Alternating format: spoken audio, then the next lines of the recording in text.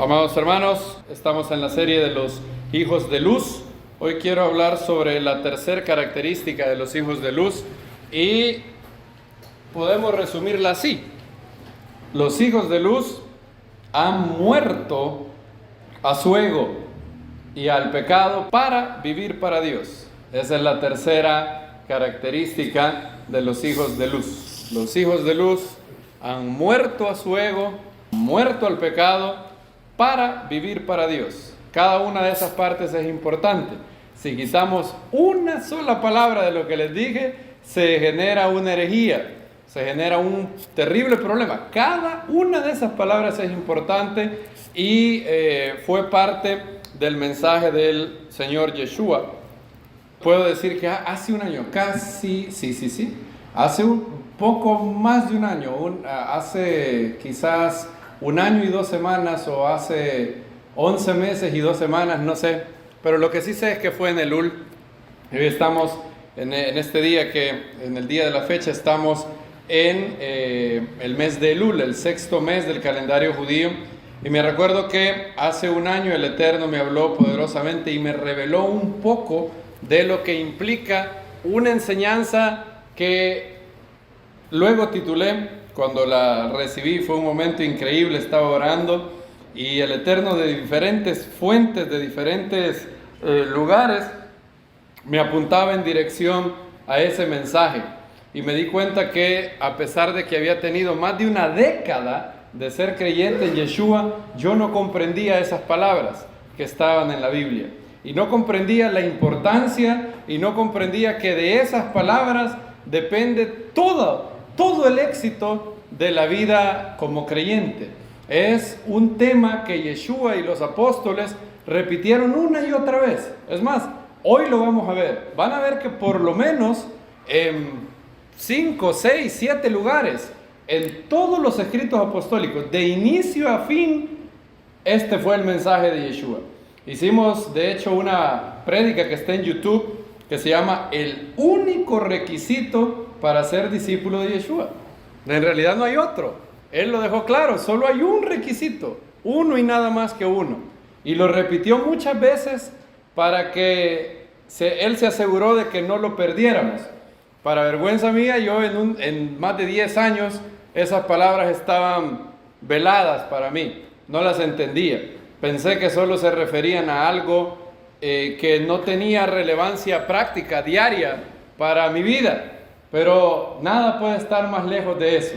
Y esas palabras las hemos visto, creo que en todo este año, y cuando estamos llegando a otro final del ciclo de la Torá, quiero recordarlas otra vez. Están en ese calendario que mandamos a hacer, está ese versículo que fue revelado con toda certidumbre, poder a mi vida hace un año. Está en Lucas capítulo 9. Ahora, no está solo en Lucas 9, pero quiero que lo veamos. Y luego vamos a ver más versos. Porque esto es algo, pongámoslo así, esto que vamos a ver está en todos los evangelios. Los 3 sinópticos y Juan dicen esto. No solamente está en los evangelios, está otra vez en Apocalipsis. No solamente en los evangelios y Apocalipsis, está en la primera carta de Pedro. No solamente en la primera carta de Pedro, está en la mayoría de las cartas de Pablo. Y también está en la primera carta de Juan. O sea, está literalmente alrededor de casi todos los autores de los escritos apostólicos. Y el que lo enfatizó una y otra vez era Yeshua. Veamos Lucas 9, 21. Cuando lo tengan me dicen amén. Pedro le acaba de decir al maestro: tú eres el Mesías, el Hijo del Dios viviente. Pero él, con mandamiento riguroso, les ordenó no hablar esto a nadie. Y les dijo: el Hijo del Hombre tiene que padecer muchas cosas, ser rechazado por los ancianos y escribas, los principales sacerdotes, ser muerto y ser resucitado al tercer día. Y a todos decía, miren, aquí viene el único requisito para ser discípulo de Yeshua. No se requiere más. Si lo encuentras difícil, viene con una gran promesa. Si solo haces eso, Él te ayuda con el resto. Dios te da las fuerzas para todo lo demás. Solo se requiere esto de ti. ¿No es maravilloso eso? Solo se requiere eso. Si tú lo encuentras difícil, pero tú quieres eso, Él te ayuda. Dice, y a todos decía, si alguno quiere venir en pos de mí, niéguese a sí mismo, tome su cruz cada día y sígame. Porque cualquiera que quiera salvar su vida la perderá. Cualquiera que pierda su vida por causa de mí la salvará. Porque ¿qué aprovecha el hombre ganar al mundo entero si se pierde o se destruye a sí mismo? Yo les comenté hace un año que muchas veces yo oí este versículo siendo predicado como si la cruz era algo externo a mí, como si la cruz era una circunstancia que yo tenía que soportar. La cruz, por ejemplo, tomar la cruz. ¿Qué es tomar la cruz? La gente decía soportar a tus vecinos. Tus vecinos son la cruz. Si ponen la música a todo volumen y te molestan, ¿quiénes son la cruz? Los vecinos. Si tu familia te molesta porque eres creyente, bueno, eso sería otro caso, pero si tienes una enfermedad, tu cruz es la enfermedad. Y al verlo así, no tiene mucha relevancia, o por lo menos es que se pierde el significado de lo que Yeshua está diciendo. Él dejó claro qué era la cruz. Lo dejó claro cuando dijo, niéguese a sí mismo, tome su cruz cada día y sígame. También se ha dicho que tomar la cruz es estar dispuesto a morir por Yeshua.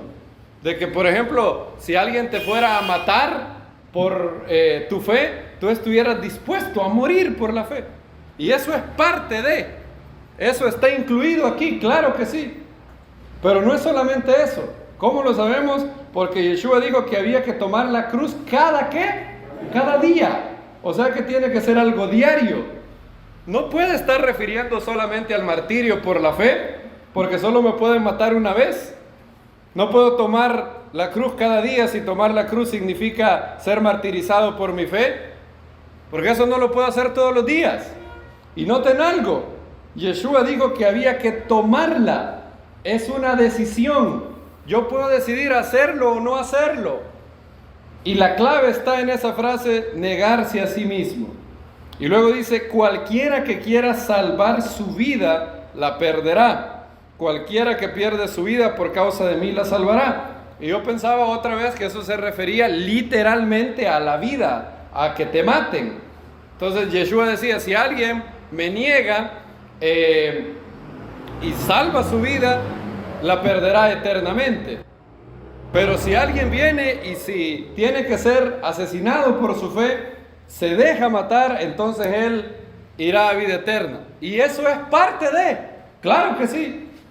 Todo discípulo de Yeshua tiene que estar por lo menos dispuesto a poner su vida, a ser martirizado por él. Ahora, si ustedes están preocupados por eso, no se preocupen. Hashem no le da ese privilegio a muchos. Para que Él nos dé el privilegio de morir por la fe, tiene que saber que somos dignos de ese privilegio. La inmensa mayoría de creyentes en la historia del cuerpo del Mesías no han tenido que morir por su fe. No somos tan dignos, no se preocupen. Si piensan que, el hermano dice, me pueden matar, no se preocupe, usted no es tan digno para eso. Dios le deja ese privilegio solamente a algunos pocos que tienen ese coraje. Hoy, en este preciso momento, hay hermanos en Irán cuyas mujeres se despiden de ellos y les dicen, voy a ir a predicar. Si me agarra la policía musulmana, esas mujeres saben que las van a matar y las van a violar. Se despiden de sus esposos y les dice, si vuelvo con vida, qué bueno, si no, te veo en la eternidad. Todos los días, cuando van a predicar. En Irán, porque las pueden matar. En China hay 100 millones de creyentes. 100 millones de creyentes. Y los 100 millones saben que el día que el gobierno comunista de China los halle pueden tener problemas, pueden ir a un campo de concentración moderna. ¿Cómo que campo de concentración, hermano? Yo pensé que eso habían terminado en la Segunda Guerra Mundial. Terminaron los campos de concentración nazi, pero los chinos siguen teniendo campos de concentración, donde ponen presos políticos y también perseguidos religiosos. Y aún así hay 100 millones de hermanos. ¿Se pueden imaginar ese número? 100 millones. Aquí somos 8 millones de salvadoreños. Multiplica eso por 10 y solo eso hay de creyentes en China. ¿No es maravilloso cómo la luz del Evangelio ha llegado a lo último de la tierra? Baruch Hashem. Pero tomar la cruz no es solamente estar dispuesto a morir biológicamente. Tomar la cruz es algo distinto. ¿Qué es tomar la cruz? Tomar la cruz es tener la disposición de morir a las siguientes cosas. Tu ego, número 1. Por eso dice, niéguese ¿a quién? A sí mismo. Tu ego, tu honra, tu reputación, el pecado. Esas 4 cosas. 4 cosas. ¿Y qué significa morir? Morir en ese concepto significa que no es algo que te llama la atención. No es algo que te preocupe. No es algo que tú anhelas. No es algo que te quite el sueño. No es algo que es tu deseo. No es tu motivación. Eso significa morir. Cuando la Biblia habla de muertos al pecado, es que me tengo que considerar tan desinteresado de pecar como un muerto está desinteresado de un sorbete. ¿Han visto alguna vez algún muerto que tenga ganas de comer sorbete? No le dan muchas ganas. Imagínense que llegan al féretro de un muerto y le llevan el sorbete, el helado más rico, y se lo ponen, se lo pasean así. O le ponen cualquier tipo de cosas, cualquier tipo de deleite. No estoy hablando de pecaminoso, bueno, digamos el mejor platillo. Supongan que le traemos el mejor platillo de cualquier restaurante al muerto y se lo ponemos ahí. ¿Tiene algún deseo de eso? No lo tiene. ¿Tiene algún encanto, allure se dice en inglés? ¿Tiene alguna apelación a sus deseos? No, cero, completamente. Cuando uno está, dice Dallas Willard, el famoso filósofo cristiano, cuando uno está dormido, se dice que uno está muerto al mundo exterior. ¿Por qué? Uno está completamente desconectado de eso. Muertos al pecado. Y la Biblia una y otra vez nos habla de esto. El maestro lo decía cada rato. Estamos en Lucas 9. Vaya a Lucas 14 ahora.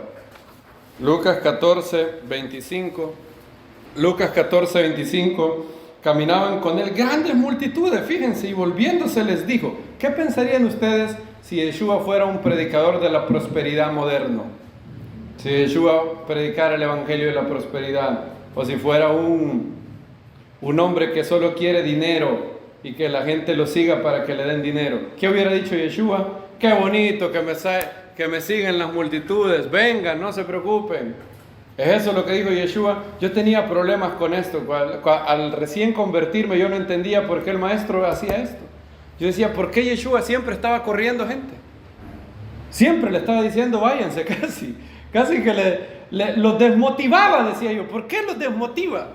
¿Por qué Yeshua desmotiva a todo el mundo? ¿Por qué no les dicen, sí, vénganse, por favor, vengan? No, todo lo contrario hacía él. Y entonces para mí eso era una contradicción. ¿Cómo es que el más grande evangelista de todos los tiempos parecía desmotivar a la gente? Miren lo que les decía. Si alguno viene a mí y no aborrece, ese es un lenguaje bien fuerte. Ahora, recuerden, en hebreo, aborrecer no significa odiar literalmente, sino que significa amar menos, ¿verdad? Como por ejemplo se dice que Jacob llegó a tener 2 mujeres, una amada y otra aborrecida. No es que odiaba a Lea, sino que amaba a Raquel y a Lea la amaba menos, ¿verdad? Entonces ahí donde dice aborrece, ponga amar menos. O sea, no está mal que usted ame todito lo que viene, solo que Él exige que usted lo ame más a Él. ¿Están conmigo, hermanos? Dice, si alguno viene a mí y no ama menos, digamos, a su padre y a su madre a la mujer, a los hijos, a los hermanos y a las hermanas, y aún también su vida, no puede ser mi discípulo. Fíjense cómo les hablaba de claro a las multitudes. Él no quería ningún falso converso. Él no amaba a gente que estuviera en una congregación haciendo bulto. Para él no tenía sentido eso. Él hablaba clarito y decía, si tú no te niegas y no me amas más que a esto, no puedes ser mi discípulo. No puedes serlo. Ahora, ¿por qué dirán los jóvenes, por qué era tan mala onda? ¿Por qué era tan estricto? Es que no es, querido hermano, que Él te diga que no puede ser porque te lo está prohibiendo. Es que es una imposibilidad. Es como que yo te dijera, si tú no te sientas en el asiento del timón, no puedes conducir un carro. Y ustedes me dijeran, ay, qué mala onda el hermano. ¿Por qué tan estricto? ¿Qué dijeran ustedes? ¿Se puede conducir un carro si no estoy sentado en el asiento del piloto? ¿Puedo hacerlo? No puedo. Bueno, menos todavía no, ¿verdad? Algún día quizás creen el carro que tenía James Bond en El Mañana Nunca Muere, que se podía conducir con un control remoto, pero por lo menos ahorita no se puede. Entonces, Yeshua no está diciendo que Él te va a impedir. No es que te está diciendo, miren, ustedes pueden ser mis discípulos, pero si no hacen esto y esto, yo lo voy a impedir. No está diciendo eso. Lo que te está diciendo es, no hay manera alguna que tú puedas ser mi discípulo si no haces esto. Si no te niegas a ti mismo, si no me amas más que a cualquier cosa en tu vida, no se va a poder. Así como no se puede conducir un carro si no estás sentado en el asiento del piloto. No se puede. Es imposible. Es como un círculo cuadrado eso. No se puede. Es imposible. Y una y otra vez lo decía. Miren lo que dice el verso 27. Cualquiera que no carga su cruz y viene en pos de mí, ¿qué dice? No puede ser mi discípulo. Y luego mencionó contar el costo. ¿Quién de vosotros, queriendo edificar una torre, no se sienta primero y calcula el costo para ver si tiene con qué terminar? Yo siempre tenía problemas con estos versículos. ¿Por qué Yeshua sigue corriendo a la gente? ¿Por qué las está desanimando? ¿Por qué lo hace? Pero en realidad no lo estaba haciendo. Él estaba hablando claro para animarte y que pudieras comprender que vale la pena seguirlo. Lo que pasa es que tienes que calcular el costo. Cuando haces el análisis de costo y beneficio, Yeshua te dice, haz el análisis de lo que cuesta seguirme versus el beneficio de seguirme y vas a ver que es infinitamente mejor ser mi discípulo. Eso es lo que le está diciendo. No está desanimando gente, todo lo contrario. Está quitándote cualquier obstáculo que luego pueda salir. Porque si Él no habla claro, luego la gente puede desanimarse de Él. En la parábola del sembrador dice que salió a sembrar y hubieron dos cosas que luego ataban a las personas. La segunda tipo de tierra dice que cayó en el camino, ¿verdad? ¿Sí? Bien. Y brotaron, pero eran de corta, ¿qué? Duración. Porque cuando venía la tribulación, lo abandonaban. El tercer tipo, los afanes de la vida y el engaño de ¿qué? De las riquezas, hacían que la palabra fuera ahogada. Entonces Yeshua tiene que hablarnos claro y decirnos de entrada, tú no vas a poder ser mi discípulo si no haces esto. Y por eso decía, si alguno viene a mí y no aborrece a padre, madre, mujer, hijos, hermanos. Oye, Yeshua dice que tienes que amarlo a él más que a tu hijo. ¿No es increíble eso? Más que a tus hijos, hermanos, hermanas, y aún también su vida. Si te preocupaba, ¿cómo es posible que me diga que lo ame más a él que a mi hija? Bueno, él dice que tienes que amarlo a él más que a tu propia vida. No puedes ser mi discípulo. Miren lo que dice el verso 33, Lucas 14, 33. Así pues, cualquiera de vosotros que no renuncia a todas sus posesiones, no puede ser mi discípulo. Muerto al pecado, muerto al ego, muerto a mi fama, muerto a mi reputación y ahora muerto a mis posesiones también. Eso es lo que él decía. Y una y otra vez lo decía. Ya vimos que está en Lucas, también está en Marcos, está en Mateo también, Mateo capítulo 10. Ahora, alguien puede pensar, bueno, Mateo, Marcos y Lucas se le conocen como los evangelios sinópticos, o sea, tienen una sinopsis, son paralelos, más o menos cuentan las mismas historias con el mismo lenguaje. Usted está leyendo quizás paralelos, ¿verdad, hermano? No. Hemos leído Lucas 9, Lucas 14 y voy a leer Mateo 10. Y no es paralelo. O sea, estas cosas Yeshua las dijo en diferentes ocasiones. Una y otra vez. O sea, las repetía cada rato. Mateo 10:37. El que ama padre o a madre más que a mí, no es digno de mí. El que ama hijo o hija más que a mí, no es digno de mí. El que no toma su cruz y sigue en pos de mí, no es digno de mí. El que haya su vida la perderá.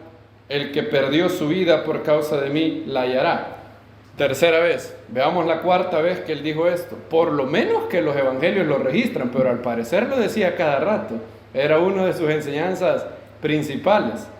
Y fíjense la paradoja. Más decía esto, uno podría decir, wow, si dice eso, me imagino que toda la gente se desanimaba y ya no lo seguía. ¿Qué pasaba? Más gente lo seguía. Juan capítulo 12, 22. Unos griegos llegan a ver a Yeshua y Yeshua dice, bueno, el del 24, en verdad os digo, a menos que el grano de trigo caiga en la tierra y muera, queda él solo. Pero si muere, lleva mucho fruto. El que ama su vida, ¿qué pasa? La pierde. El que aborrece su vida en este mundo, la guarda para vida eterna. Si alguno me sirve, sígame. Y donde yo estoy, ahí también estará mi servidor. Si alguno me sirve, el Padre lo honrará. Y esto habla otra vez de la centralidad de la muerte en la vida de un discípulo. Yeshua nos habla de morir a esas cosas. Morir, vamos a repetirlas, son 5 por lo menos. Morir al ego, morir a mi gloria, morir a mi honra, morir al pecado y aquí incluso morir a mis posesiones. Y no es algo que solamente decía él, también lo decían los apóstoles. En la mayoría de cartas está este concepto de morir al pecado. Es decir, que el pecado no llegue a un punto que no tenga ningún interés para ti. Vean lo que dice Romanos capítulo 6, por ejemplo. Cuando lo tengan me dicen amén. Amén. ¿Qué pues diremos? ¿Permanezcamos en el pecado para que la gracia abunde? De ninguna manera, dice Pablo. Miren lo que dice. Porque los que hemos muerto, ¿a qué? Al pecado, ¿cómo viviremos aún en él? ¿No sabéis que todos los que fuimos bautizados en Yeshua el Mesías, fuimos bautizados en su muerte? En otras palabras, yo tengo que identificarme con su muerte. Por tanto, fuimos sepultados juntamente con él para muerte por el bautismo, para que así como el Mesías fue resucitado entre los muertos por la gloria del Padre, así también nosotros andemos en novedad de vida. Ahora veamos Colosenses, donde hay otra vez este concepto de muerte al pecado, muerte a los rudimentos del mundo. Colosenses 3:3, porque ya habéis muerto y vuestra vida está escondida en el Mesías, en Dios. Colosenses 2:20 dice, si habéis muerto con el Mesías a los rudimentos del mundo, ¿por qué como si vivieras en el mundo sometéis a preceptos tales como no uséis, no comas y no toques?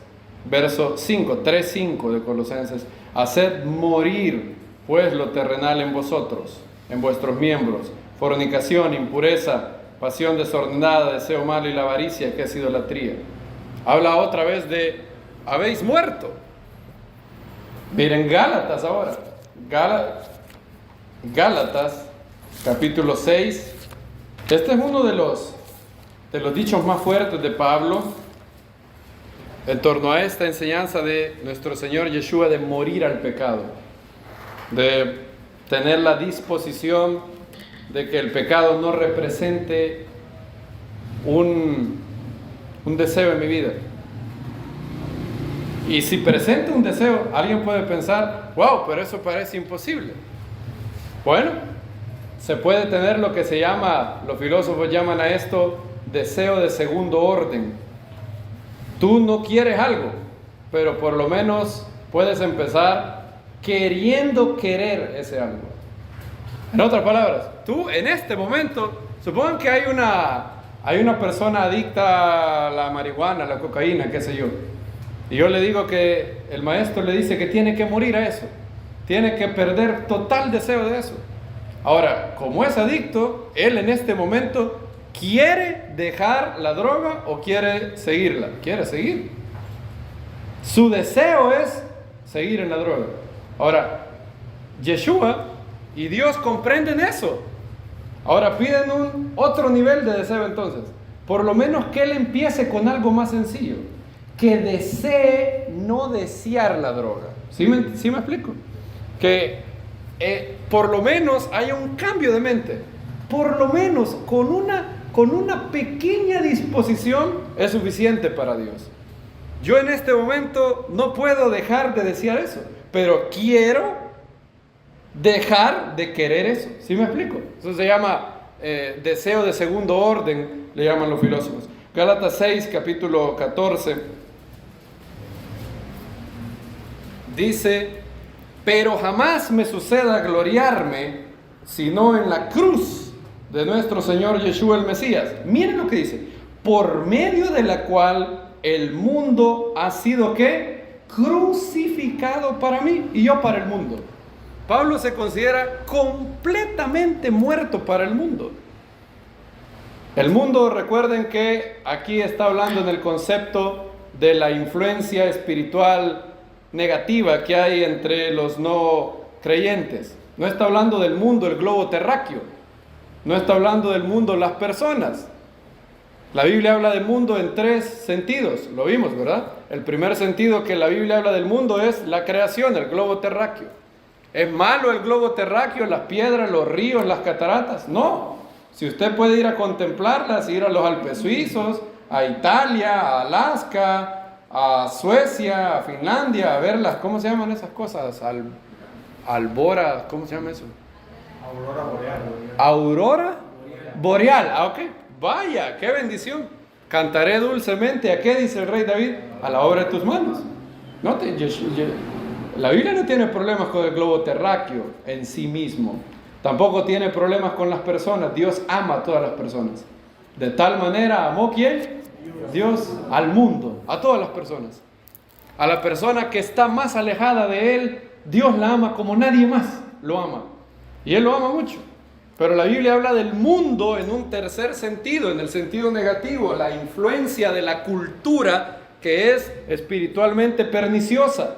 A esa influencia, Pablo dice que Él ha sido, ¿qué? Crucificado. El mundo, vuelvan a leer, por medio de la cual el mundo ha sido crucificado para mí y yo para el mundo. Estoy muerto al mundo, dice Pablo. No tengo ningún deseo de las cosas malas que hay en el mundo. Pablo lo vuelve a decir de otra manera en Gálatas 2:20, un famoso versículo. Con el Mesías estoy juntamente crucificado. Ya no vivo yo, o sea, estoy muerto. Muerto en el sentido no biológico, ¿verdad? Alguien que no entiende este sentido podría decir, qué locura lo que están hablando aquí. ¿Cómo pueden decir que están muertos si están vivos? Bueno, biológicamente, espiritualmente no estamos muertos. Estamos vivos. Es más, habiendo encontrado al Maestro, estamos más vivos que nunca. Pero al pecado estamos muertos. Cuando la Biblia habla de muerte al pecado, al ego, a la gloria, a la honra, a tus posesiones, a los rudimentos del mundo, al mundo, se refiere a ese estado de no estar obsesionado con, no tener deseo de, no buscar eso. Eso es lo que significa muerto. ¿Qué es alguien que es muerto al pecado? No desea pecar, no quiere pecar, no busca pecar. No peca, claro, puede caer en pecado, pero no lo busca. Es como una oveja que cae en el fango. Cuando una oveja cae en el fango, quiere salir de ahí inmediatamente. ¿Qué hace un cerdo cuando cae en el fango? Se deleita, le hace así, ¿verdad? O así, se siente rico. Esa es la diferencia entre una oveja y un cerdo. La oveja cae en pecado, pero no busca el pecado. Otra vez, este concepto de morir. Ahora no en Pablo, ya lo vimos en Yeshua, en Pablo, en Juan y ahora en el apóstol Pedro. Primera de Pedro. Esto es, como les dije, está en todos los escritos apostólicos. Por eso la tercera característica de los hijos de luz es: han muerto al pecado para vivir para Dios. Primera de Pedro, capítulo 2, 24. ¿Alguien que lo lea, por favor? Él mismo llevó nuestros pecados en su propio cuerpo sobre el madero, para que nosotros, habiendo muerto a los pecados, vivamos para la justicia. Por sus heridas fuisteis sanados. Para que nosotros, muertos, ¿a qué dice? Al pecado, vivamos para la justicia. Morir al yo, morir al ego, no significa que tú no buscas tus necesidades personales. Claro que no. Yeshua comía, Yeshua bebía vino, Yeshua lo invitaban a fiestas e iba. Bueno, cuando eso no era pecaminoso, obviamente. Yeshua tenía ningún problema con eso. Cuando habla de muerte al yo, significa muerte al egoísmo, a ponerme al centro psicológicamente o existencialmente, a ponerme en el centro. No poner a Dios al centro de mi vida, sino ponerme a mí. Esa es la diferencia. ¿A quién tenemos al centro? En nuestro corazón, ¿quién ocupa el trono? Solo hay una persona que puede ocupar el trono. O lo ocupas tú, o lo ocupa Dios. No hay una tercera opción. Bueno, yo tengo a mi hijo. Vuelve a repetir eso. ¿A quién? A mi hijo. Ok. Eso revela quién está en el trono. El gran problema de la humanidad es que desde que caímos, quisimos ponernos a nosotros mismos al centro y a Dios a un costado. Esa fue la tentación a Eva. ¿Seréis como qué? Como dioses. Desobedece a Dios, no hay problema. Y Pedro habla de morir al pecado. Ahora, el último libro de la Biblia también habla de la necesidad y la clave de la vida espiritual de morir al ego. Apocalipsis 12. Ahora han venido, entonces hay una gran voz en el cielo que decía: ahora han venido la salvación, el poder y el reino de nuestro Dios, la soberanía de su ungido, porque fue arrojado el acusador de nuestros hermanos, el que los acusaba día y noche delante de nuestro Dios. Y ellos lo vencieron. ¿Cómo se vence al diablo? Por la sangre del Cordero. Confesaban sus pecados continuamente, no mantenían cuentas cortitas con Dios. Cada pecado confesado, cada pecado puesto bajo la sangre del Cordero. Por la palabra de su testimonio. ¿Y por qué? Porque despreciaron su vida hasta la muerte. Murieron a ellos mismos. No la menospreciaban su vida. ¿Qué significa menospreciar? Divídala. Menospreciar. O sea que aman más a Dios. O sea, la vida le daban un precio menor. ¿Y a qué es que le daban el precio mayor? A servir a Dios. No es que tu vida no valga. No es que lo que tú quieras no valga. Claro que sí. Solo que tú dejas de preocuparte de eso. Caes en lo que C.S. Lewis llama el bienaventurado autoolvido del ego. Simplemente mueres a todo eso y empiezas a disfrutar la vida más dulce que hay. Ahora, eso se oye lo más estúpido que hay en el mundo, ¿sí o no? Imagínense que yo le diga: yo tengo la receta para que usted sea feliz. Olvídese de usted mismo, olvídese de su fama, olvídese de su gloria, olvídese de usted, olvídese de su ego y será muy feliz. ¿Qué opinan? Si cualquiera que diga eso, el mundo entero lo llama loco. ¿Cómo va a ser ese el secreto? Pero paradójicamente lo es. Yeshua en 2 versículos encerró la clave para no solamente la salvación, porque también es la clave de la salvación. Nadie puede ser salvo si no muere a Él. ¿Qué simboliza el bautismo? ¿Que yo qué? ¿Qué decimos a la persona cuando baja las aguas? Muerto con el Mesías. O sea, noten que esto no es una cosa periférica, secundaria. El bautismo tipifica la muerte al pecado. Yo muero a mí mismo, muero al pecado, muero a mi honra, muero a mi fama, muero a mi reputación, a todo lo malo, no lo bueno. Dios no pide que mueras a nada bueno, a menos que el deseo de algo bueno te lleve a hacer cosas malas, entonces sí, pero nada bueno de lo que hay en ti. Fíjense qué bonito esto. Nada bueno de lo que hay en ti, Dios te pida que mueras a ello. No, solo pide que mueras a lo malo que hay en ti. Todo lo bueno que tienes, síguelo teniendo. Dios pide que mueras a lo malo. Y hoy vimos otro versículo en la lectura que tuvimos, Juan 12. Otra de las cosas a las cuales hay que morir, de lo contrario uno no puede ser discípulo de Yeshua. No es que Él no lo permitiría si se pudiera, no, es que no se puede. Juan capítulo 12, más abajito lo leímos hoy, Juan 12, 41, cuando lo tengan dicen amén.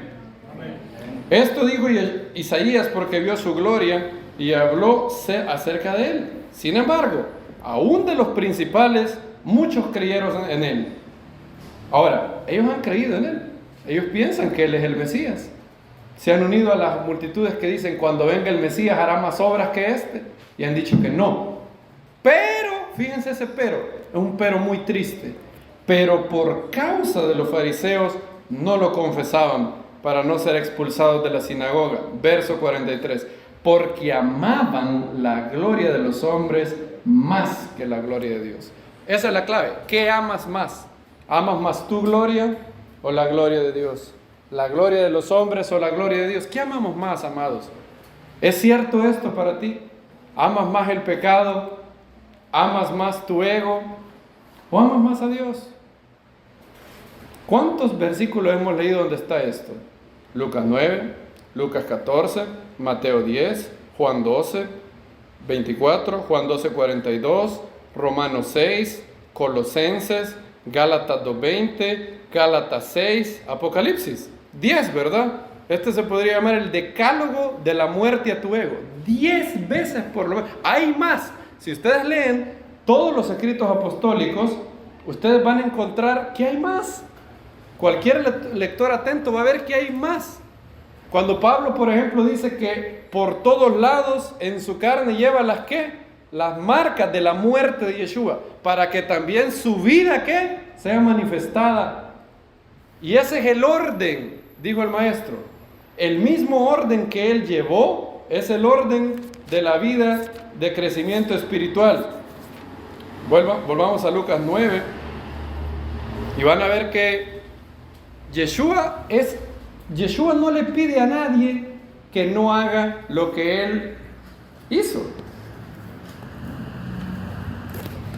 Los que jugaban le preguntaron a varias estrellas de los Chicago Bulls cómo era Michael Jordan como compañero. Y ellos decían que era estricto. Jordan, cuando te fichaban en los Bulls, Jordan hablaba contigo. La primera cosa que te decía es, si quieres ganar un campeonato, has venido al lugar correcto. Si no vas a dejar hasta la última gota de sudor en la cancha, vete rápidamente de aquí, porque yo voy a ser tu peor enemigo. Así les decía. La primera vez, esa era la bienvenida que les daba. Pero los compañeros de Michael Jordan decían algo, pero hay que reconocerle a Michael algo. Nunca te pedía que hicieras algo que él no había hecho primero y que estaba dispuesto a hacer. Si él te pedía que vamos a entrenar desde las 4 de la mañana, el primerito que estaba ahí era él. Siempre él lideraba. Y eso, Yeshua es el mejor líder de la historia. Y miren cómo el patrón es igual. Lucas 9:22. El Hijo del Hombre tiene que padecer muchas cosas. Miren el patrón. Ser rechazado por los ancianos, los principales sacerdotes y los escribas. Ser muerto y al tercer día, ¿qué? Resucitado. Rechazado, rechazo, muerte, resurrección. Ese es el orden. Rechazo, muerte, resurrección. Inmediatamente después, el siguiente versículo que dice: y les decía a todos, si alguno quiere venir en pos de mí, niéguese a sí mismo. Rechazo al ego, rechazo al pecado, rechazo a la gloria de los hombres. Primer paso, rechazo, ¿verdad? Tome su cruz cada día. ¿Para qué es la cruz? ¿Para cargar? No, la cruz es para morir en ella. Rechazo, muerte. Y sígame, porque cualquiera que quiera salvar su vida la perderá, y cualquiera que pierda su vida por causa de mí, ¿qué va a pasar? La salvará. Resurrección. El mismo patrón. Yo tengo que seguir el mismo patrón que el maestro. Claro, su muerte es única. El unigénito Hijo de Dios, el único hombre que nunca pecó, el único hombre que podía entregarse por los pecados del mundo.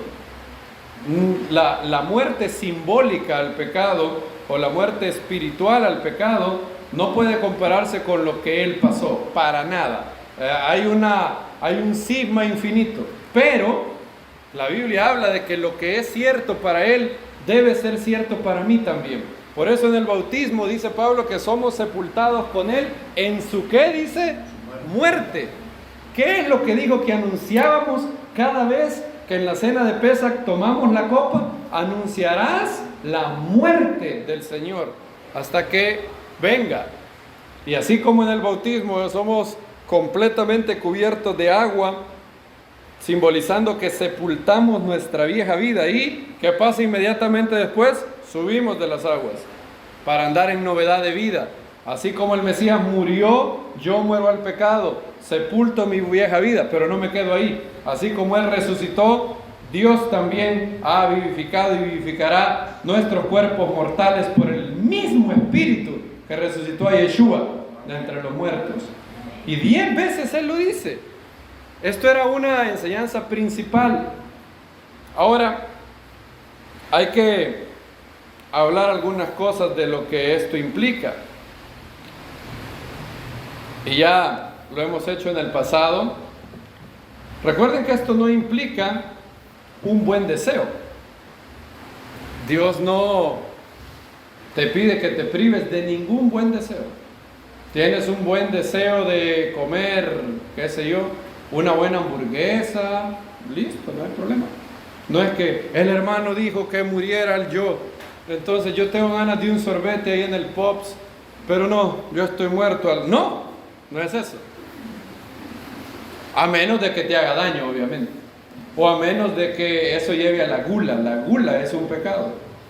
¿Me oyeron bien? La gula es un pecado. Esto en el protestantismo se perdió, quizás por su anticatolicismo. En el catolicismo habían 7 pecados que se llaman 7 pecados capitales, ¿verdad? Y uno de esos pecados es la gula. Y quizás porque el evangélico se define como no católico, no se hace mucha énfasis en el peligro de la gula en las iglesias evangélicas. Pero la gula es un pecado. Pablo habla de hombres cuyo Dios es el ¿qué? El vientre. Yeshua dijo que hay de aquel siervo, leámoslo, Lucas creo que lo dice, 21:34. 21:34. Mirad pues por vosotros mismos, no sea que vuestros corazones se carguen, fíjense lo que hace la gula, se carguen con glotonería y embriaguez. ¿Es pecado tomarte una copa de vino? No. Yeshua tomó vino. ¿Es pecado emborracharte con vino? Sí. ¿Es pecado comer una hamburguesa? No. ¿Es pecado comerte 4? Sí. Pero la Biblia dice, comerás y te saciarás. Sí. Saciarse es que es correcto, que se te quite el hambre. Ahora, si ya se te quitó el hambre y sigues comiendo como, ya saben qué, como un animal que no es kosher, eso no es de Dios. Y lo que hace la glotonería si comes mucho es que bloquea el flujo del Espíritu Santo. Dice la Biblia que la glotonería hace que el corazón se cargue. O sea, eres una persona que está saciada en teoría o reventando de comida y eso no permite el fluir del Espíritu Santo muy bien, igual a embriaguez. Pero Dios no prohíbe ningún buen deseo. Todos los placeres legítimos de la vida Dios los creó. El diablo no ha creado un solo placer, dice C.S. Lewis. ¿Quién creó las relaciones íntimas? Dios. ¿Quién creó el gusto que tiene la comida? Dios. Todo lo bueno. ¿Quién creó el sentimiento de paz tan bonito? ¿Quién creó el sentimiento de satisfacción al ver a tu hijo? Todos los buenos placeres de la vida los creó Dios y Dios no quiere que te prives de ninguno de ellos. Muerte al yo no es privar los placeres legítimos. Tampoco es darte latigazos como hacían en los monasterios. No es eso. No es eso. Muerte al yo es una actitud, una disposición de poner a Dios al centro y de decir, yo voy a vivir para Dios. Voy a vivir para hacer su voluntad. De lo otro se preocupa Él. Yo voy a buscar el reino de Dios y su justicia y todas las otras cosas serán añadidas. Eso es morir al pecado. Yo no quiero tener deseo de pecado. Esto suena difícil, lo es. De hecho es imposible sin la ayuda de Dios. Sin la gracia de Dios esto no se puede hacer. Porque nuestro cuerpo está viciado conforme a los deseos, ¿qué dice? Engañosos. No podemos hacer esto. Es horriblemente difícil. Por eso la mejor metáfora que la Biblia encontró es muerte, porque es un tipo de muerte. Es un tipo de negación, de abandono, es doloroso como la muerte. Y cuando llegamos y vemos lo que la Biblia nos exige, Francis Schaeffer, en el libro La verdadera espiritualidad, dice que solo hay dos caminos. Uno, al leer las exigencias de Yeshua, puede tener el primer camino, romantizar o decir que, pero en realidad Dios no quiere eso. Ese es el primer camino. El segundo es darte cuenta de lo horrible, de lo horriblemente difícil que es y decirle a Dios, Dios, yo no puedo hacer eso. Si tú no me ayudas, yo no puedo hacer eso. Me recuerdo cuando recién convertido, yo leí por primera vez Mateo 5 y decía, cualquiera que codicia a una mujer en su corazón ya ha cometido adulterio con ella. Me acuerdo cómo me golpeó eso. Y me acuerdo que debido a que me convertí a los 18 años, en una edad donde todas tus hormonas están al 300%. Yo decía, eso es muy difícil o imposible. Luego leí, para los hombres es que imposible, pero todas las cosas son que posibles para Dios. Y me acuerdo que yo decía, eso sí está duro. Cada vez que yo veía a una mujer guapa, tenía el reflejo que había cosechado en 18 años. Mi cuerpo tenía el mismo reflejo de 18 años de corrupción. Y cada vez que pasaba la mujer le hacía así. Y me le quedaba viendo y se me iban los ojos.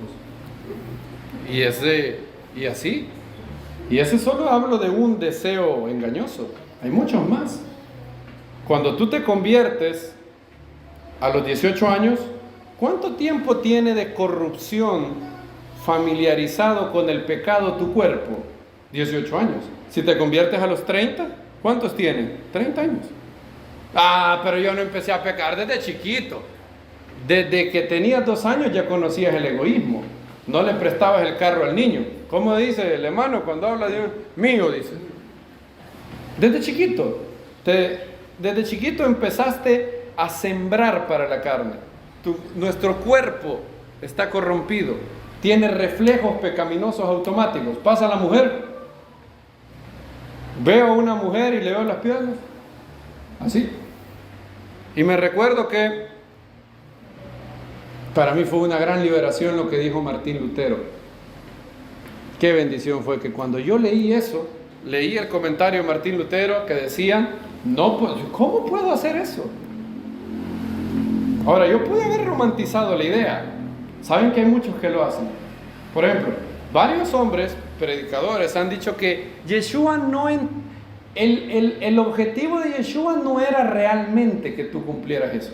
Solo era una manera de hablarte para darte a entender qué tan pecaminoso era. Pero Él no espera que tú lo cumplas. De verdad, no, Él no espera eso. Su expectativa no es que tú lo cumplas. Él está perfectamente bien con que tú sigas viendo a la mujer. Solo era una enseñanza teológica. Él dijo eso solo para decirte, ya ves qué malo sos. Anda a ver mujeres, no te preocupes, ya entendiste.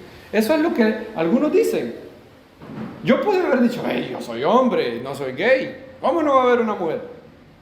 Pude haber dicho, todas esas excusas, mi ego pudo haberlas dicho. Porque él patalea para no morir. Y te dice, no, eso es fanático. No seas socado. ¿Y cómo puedo ser flojo? Todas esas excusas, mi carne le dice. Porque ella está viciada. ¿Conforme a qué? Los deseos, ¿cómo? Engañosos. Son deseos que me engañan. Me acuerdo que Martín Lutero leí que dijo, no podemos, ya lo deben saber esa frase, no podemos evitar que los pájaros vuelen sobre nuestras cabezas, pero sí podemos evitar que los pájaros hagan un nido en nuestras cabezas. Yo no puedo evitar que haya mujeres bonitas y no puedo evitar que haya sido cableado biológicamente como hombre de tal manera que mi deseo se activa con la vista. Son dos cosas que no puedo evitar. Implicaría cambiar el mundo o cambiar la naturaleza de lo que significa ser hombre. No puedo evitar eso. Pero sí puedo evitar que las aves hagan ¿un qué? Un nido. Entonces, le pedí a Dios que me librara de eso. Con todo mi corazón. Con todo. Lo más, miren, yo no sé si fue del 100% sincero mi oración, pero fue lo más sincera que en el momento que la hice me era posible. Y me acuerdo que al principio empecé a aplicar eso. Sí, es cierto.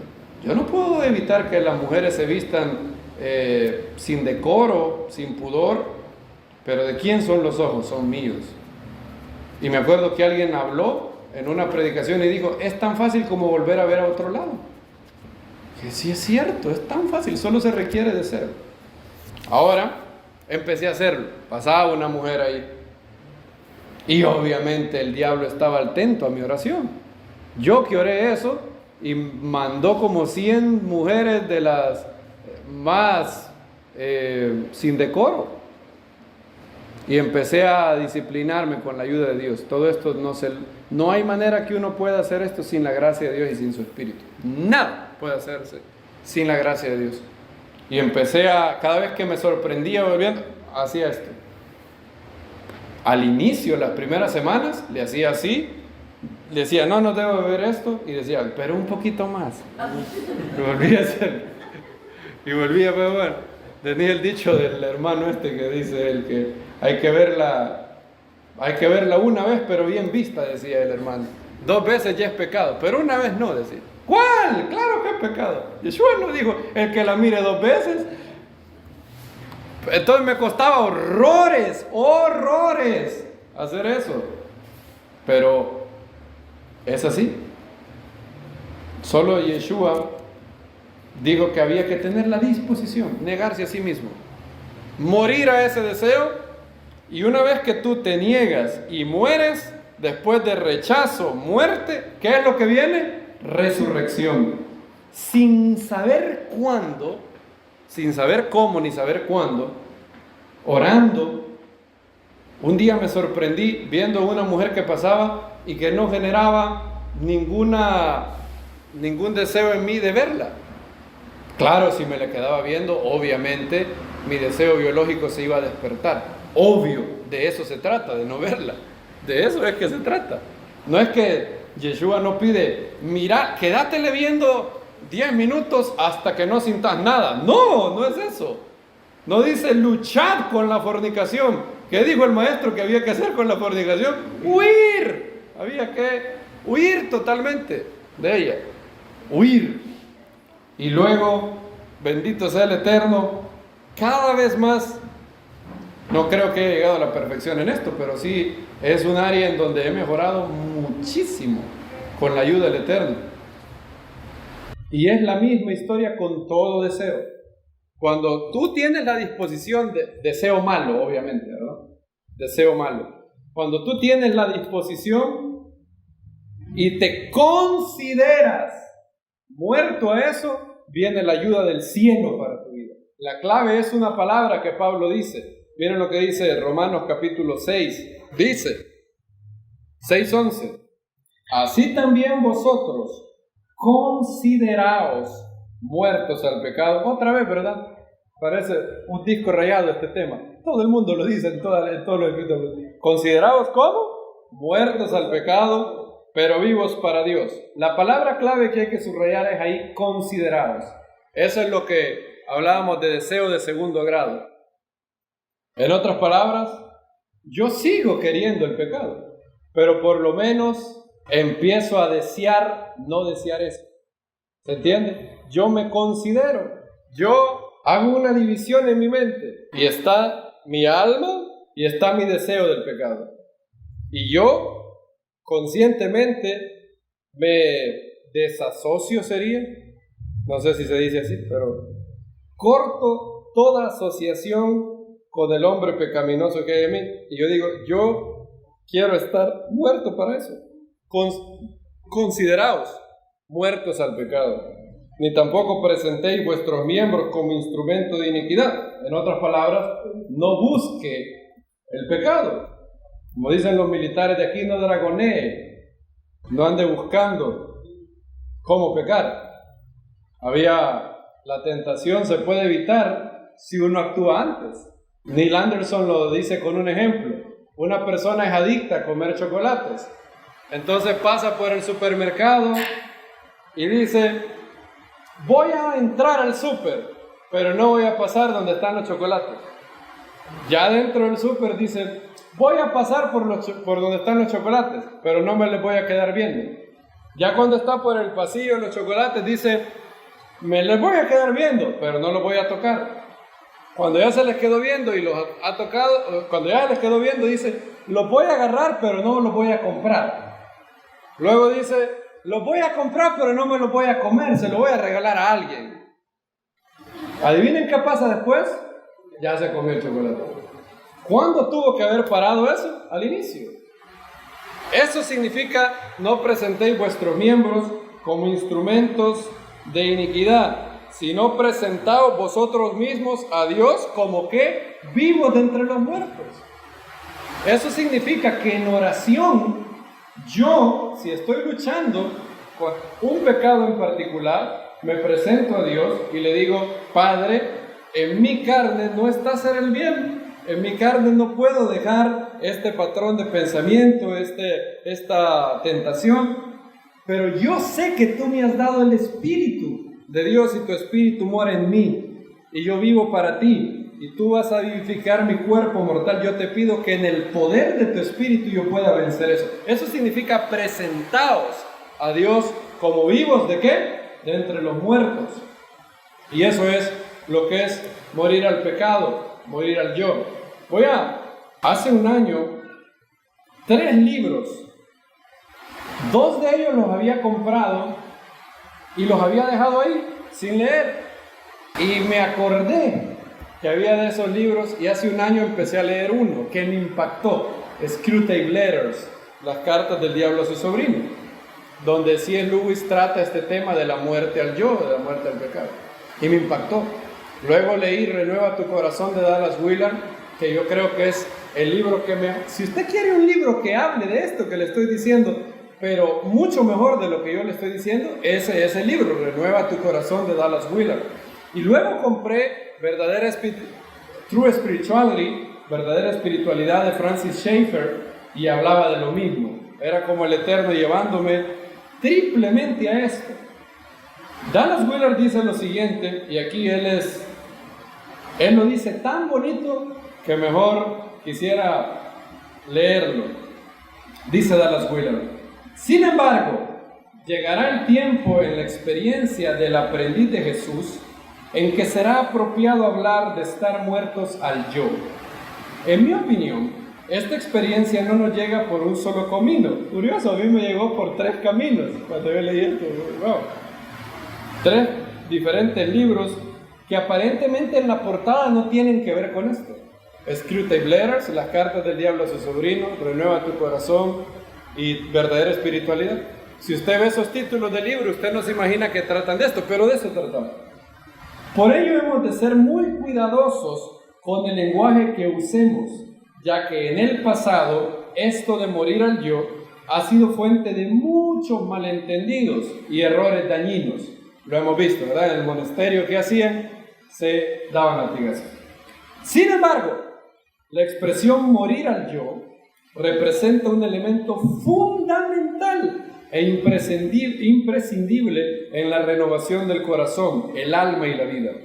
Estar muerto al yo, este es el concepto de Dallas Willard, es aquel estado en el que el simple hecho de no conseguir aquello que quiero no me ofende, no me sorprende, ni tampoco me domina. ¿Oyeron bien eso?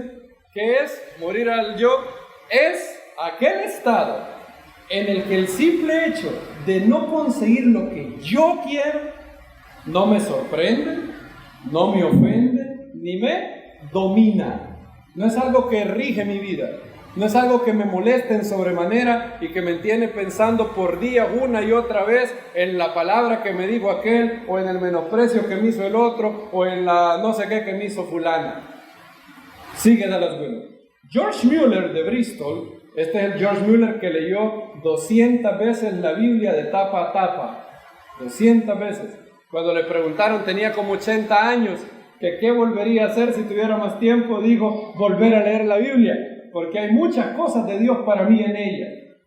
George Mueller de Inglaterra dijo: llegó el día en que morí.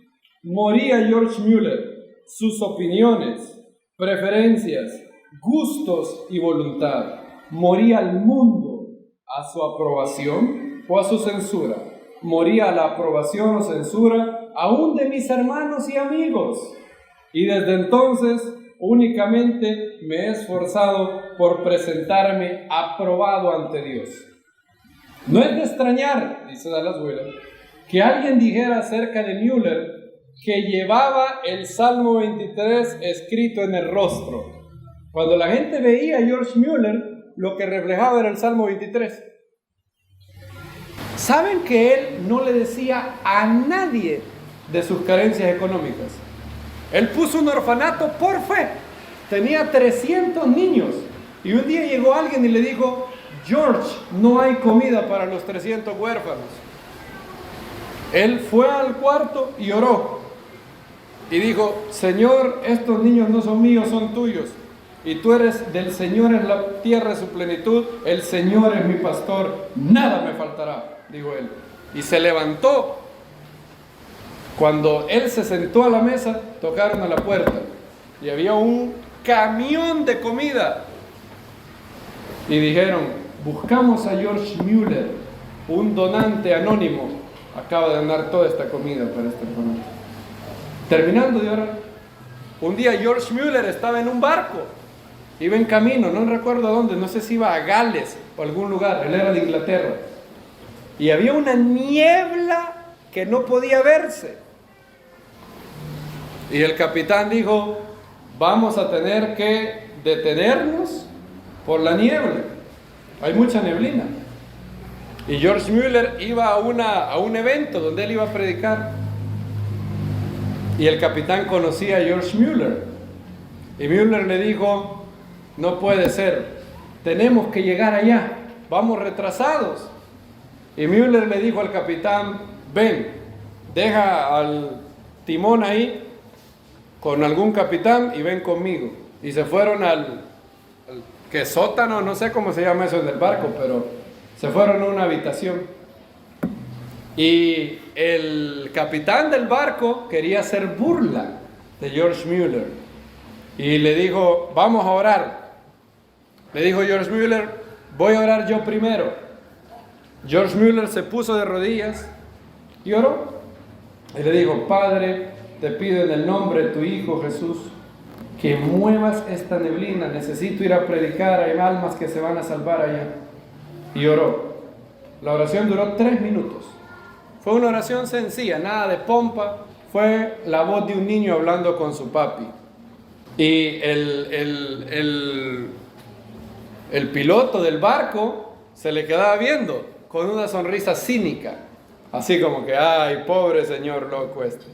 Y cuando terminó de orar, le dijo el capitán, burlándose, ahora voy a orar yo, reverendo. Y él vino y se puso de rodillas. George Mueller le dijo, espera, no ores tú. ¿Por qué no? Le dijo. George Mueller le dijo 2 cosas. 1, no tienes fe. Y 2, no es necesario. El Señor ya quitó la neblina, vamos a ver. Cuando ellos salieron, no había nada de neblina. Y el capitán se sintió hasta asombrado. Esta anécdota no la contó George Mueller. Esta anécdota la compartió el capitán que se convirtió. Por eso que pasó. Ese hombre llevaba, cuando la gente lo veía, se decía que llevaba el Salmo, ¿qué? El Salmo 23. Sigue Dallas Willard y dice, a menudo decimos que quienes están profundamente dormidos están muertos para el mundo. Con ello queremos decir que lo que sucede a su alrededor no les afecta, no son conscientes de ello, ni hacen nada por lo que a ellos respecta. Hay en esta lección importante, no un paralelismo exacto, pero una analogía. Hay ciertas cosas que quien está muerto al yo ni siquiera notará. Desaires sociales, problemas despectivos, insinuaciones, incomodidades físicas. Sin embargo, el querido yo, como lo llamaba el filósofo Immanuel Kant, seguirá percibiendo algunos rechazos y algunas veces con bastante claridad. Pero si estamos muertos al yo en alguna medida, tales rechazos no ejercerán control. Hay ciertas cosas que quien está muerto al yo ni siquiera notará, y si lo nota, no ejercerá control en él, al menos no hasta el punto de alterar nuestros sentimientos o paz mental. Alguien no te saluda o alguien te hace un desaire. Si no estás muerto al tu ego, vas a pasar enojado semanas, días, años. Si estás muerto a tu ego, una de dos: o ni lo notas porque no andas viendo en qué me puedo ofender el día de hoy, o si lo notas, no ejerce un control sobre ti. Como dijo Francisco de Asís, dice Dallas Willard, esta frase es muy buena de Francisco de Asís: llevad el mundo como el que lleva una túnica muy ancha, que solo nos toca en algunos puntos y aún en ellos lo hace con suavidad. Es cierto eso, ¿verdad? Imagínense que ustedes andan en una gran túnica. Si ustedes en esa gran túnica tocan algo, ¿sienten que lo han tocado? No, ¿verdad? No mucho. Morir al ego es no sentirse controlado, alterado por desaires, problemas y otras cosas. Ahora, Dallas Willard anticipa la pregunta que podamos tener y dice: ¿significa esto que la persona que ha muerto al yo no tiene sentimientos? Buena pregunta, ¿verdad? ¿Acaso elogia a Cristo, el Mesías, la famosa apatía de los estoicos o la eliminación de los deseos de los budistas? No, dice él, todo lo contrario. La verdadera cuestión no está en el hecho en si sentir o desear, sino en que tales deseos o sentimientos sean correctos o en que no seamos controlados por ellos. Los aprendices de Jesús se preocuparán profundamente acerca de muchas cosas. Es más, unas las desearán con total pasión. La diferencia en ellos es que permanecerán indiferentes en gran medida respecto al cumplimiento de sus deseos como tales. Conseguir meramente lo que quieren no tiene relevancia para ellos, no les quita el sueño. Han comprendido que para los que aman a Dios, todas las cosas que ayudan a bien, y entonces no tienen que preocuparse por sí mismos porque Dios, y no ellos, es quien se encarga de su vida. Como es lógico, se ocupan de aquellas cosas que les afectan, claro que sí. Sin embargo, no se preocupan por desenlaces que meramente perjudican sus deseos o sentimientos. Son libres para centrar su atención y sus esfuerzos en el servicio a Dios y a los demás, y en el avance del bien en general. Lo son también para apasionarse tanto por estas cosas como merecen tales esfuerzos. Eso es lo que es la muerte al yo. Francis Schaeffer dice, el negativo de la vida de un creyente no es un negativo nihilista, no es alguien que niega todo el mundo, no. La vida de creyente no se detiene con un negativo, sino que es una negación del yo para morir a mí, pero vivir para Dios. Fíjense que siempre la gran diferencia entre el budismo y la fe bíblica es que el budismo enseña que tenemos que morir a todo deseo, incluso los buenos. En la Biblia no. De hecho, la salvación budista se dice que es como la extinción del ser. Es como una llama que ¡puf!, se extingue. Es una enseñanza falsa. La Biblia no dice eso. El que muera por causa de ¿quién? Dice Yeshua, a causa de mí. El que pierda su vida, ahí quedará. ¿Dijo eso el maestro? No. El que pierda su vida, ¿qué? La hallará, la salvará. Muertos al pecado, pero vivos ¿para quién? Para Dios. No tiene nada que ver con el budismo, ni con la apatía de los estoicos. Los estoicos decían, la verdadera manera de que tu vida sea buena es que no te importe la mayoría de cosas. Ellos predicaban la indiferencia. Por eso se dice, voy a resistir estoicamente. ¿Han oído esa frase? Resistiendo estoicamente. Algo así como que no te importa. Pero no es eso lo que Yeshua dice. Claro que te importa, pero tú has decidido poner a Dios al centro de tu vida. Y eso es lo que da la clave para el crecimiento. Morir al pecado. Si no mueres al pecado, luego no puedes crecer. En el ejemplo que yo les puse, si yo no hubiera decidido, queridos hermanos, si yo no hubiera decidido morir a mi deseo de ver a otras mujeres, nunca hubiera podido crecer. Todo empieza con muerte. No puede haber resurrección sin ¿qué? Sin muerte. La vida de Yeshua no se puede manifestar en mi cuerpo si antes no se manifiesta ¿qué? La muerte de Yeshua. No puedo salir de las aguas del bautismo si antes no me sumerjo. No hay resurrección sin muerte. No hay vida sin tomar la cruz. Y paradójicamente, el maestro lo dijo bien, aquellos que pierden su vida y mueren al ego son los que tienen la mejor vida. ¿Qué es lo que busca la persona que se sumerge en ser mujeriego, por ejemplo? Busca ser feliz. Cree que ahí está la felicidad. ¿Y qué hay al final? Soledad. Es decir, buscando felicidad, ¿halló felicidad? No. ¿Qué hace aquella persona que se deja seducir por las drogas, por el crack, la cocaína, heroína? ¿Qué es lo que le prometen? Éxtasis. Le prometen felicidad. Le prometen una llenura de vida. Fíjense, buscando llenura, ¿qué encuentran? Vacío. El que ven cómo lo que dijo el maestro es en toda área de la vida. El que no quiera, el que quiera salvaguardar su vida, el que esté obsesionado con su felicidad, con su honor, con la gloria de los hombres, el que busque eso, paradójicamente no va a obtener eso. Va a obtener todo lo contrario. Busque felicidad, ¿qué va a obtener? Tristeza. Busca llenura de vida en mujeres, vicios y otras cosas, en lugar de llenura, ¿qué obtendrás? Vacío. Busca placeres, busca entretenimiento, ¿qué obtendrás? Aburrimiento. Fíjense cómo el maestro en un versículo resumió la humanidad entera. Pero ¿qué pasa con aquellos que no buscan eso? Aquellos que no buscan ser felices, sino que buscan hacer la voluntad de Dios, ¿cómo son después? Muy felices. ¿Han visto a Marcos Vespasiano ustedes? ¿Lo ven triste ese hombre?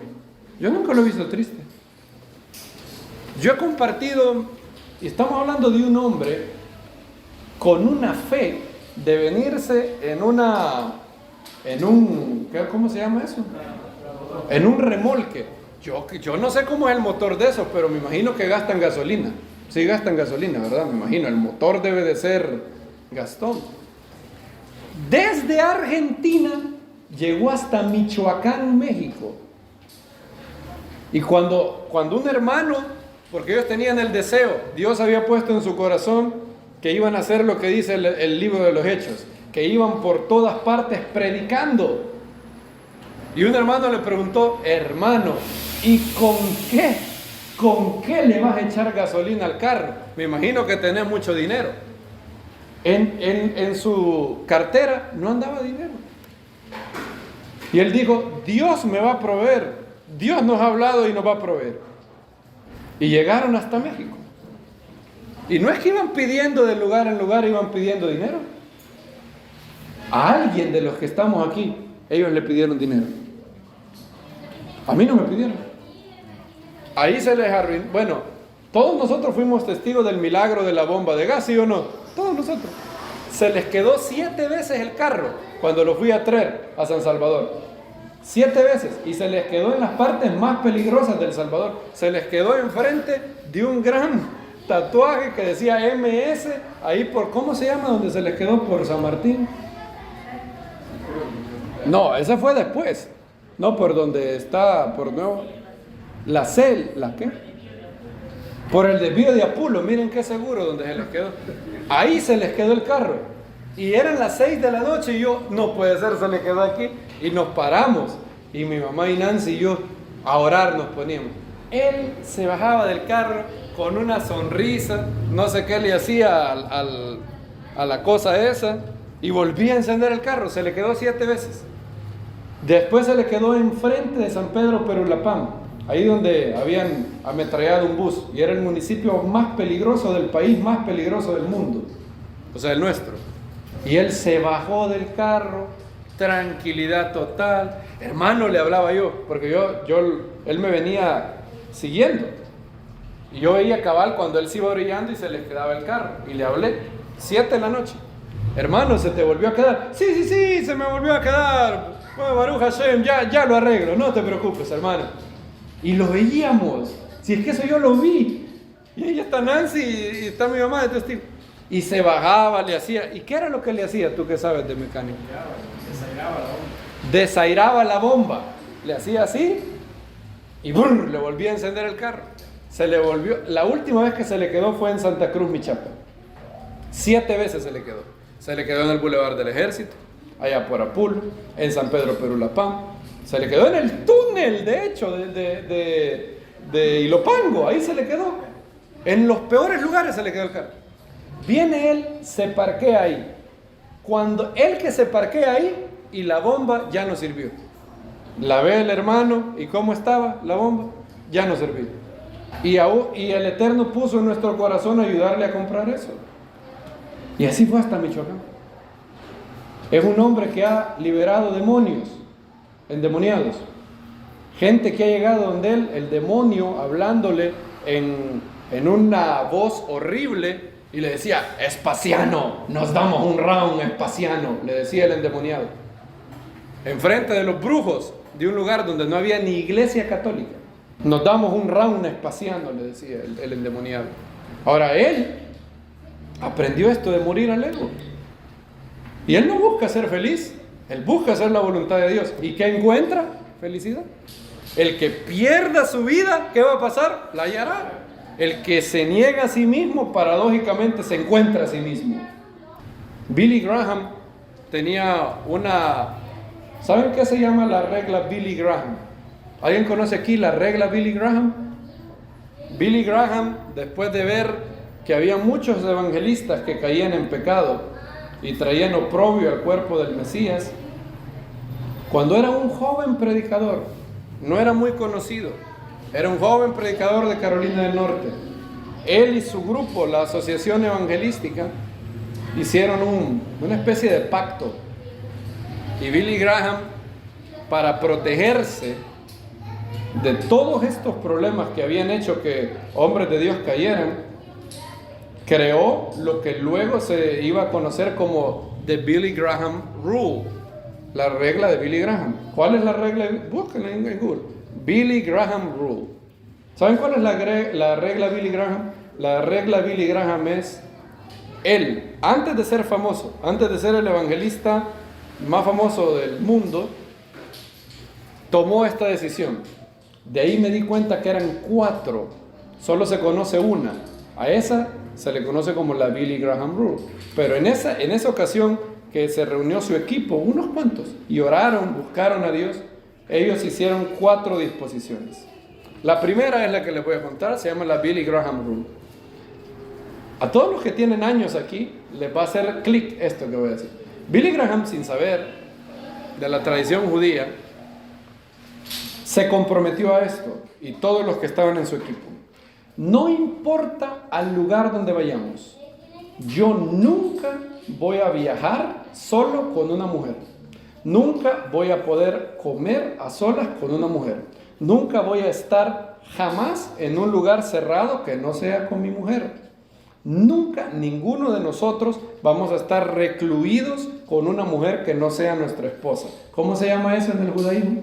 Yo cuando leí eso dije, wow, eso se llama la ley de Yihud, ¿verdad? La ley de la separación entre géneros. En el pueblo judío se enseña que para no dar lugar a tentaciones, tú no puedes estar a solas nunca con ninguna mujer que no sea tu mamá, tu hija o tu esposa. Nunca. Y Billy Graham, sin saber, fíjense, porque yo no creo que él lo sabía, él dijo, en aras de no dar mal testimonio al mundo, yo nunca voy a viajar con una mujer a solas. Nunca voy a comer con una mujer a solas. Nunca voy a estar en un hotel y nunca voy a tener una compañía ni a pocos cuartos que sea mi secretaria, nada. Entonces él, cuando no viajaba con Ruth Graham, su esposa, viajaba siempre con 2 hermanos. Siempre. Él nunca iba a estar solo para que nadie pudiera decir, Billy Graham quizás en alguna de esas saliditas, a saber si ha ido a alguno de esos clubes. No, él iba a estar siempre acompañado. ¿Cómo honró Dios eso? Y son 3 disposiciones. ¿Saben cuál era la otra? Nunca iban a buscar dinero de personas. Iban a vivir por fe. Esa era la segunda disposición de Billy Graham.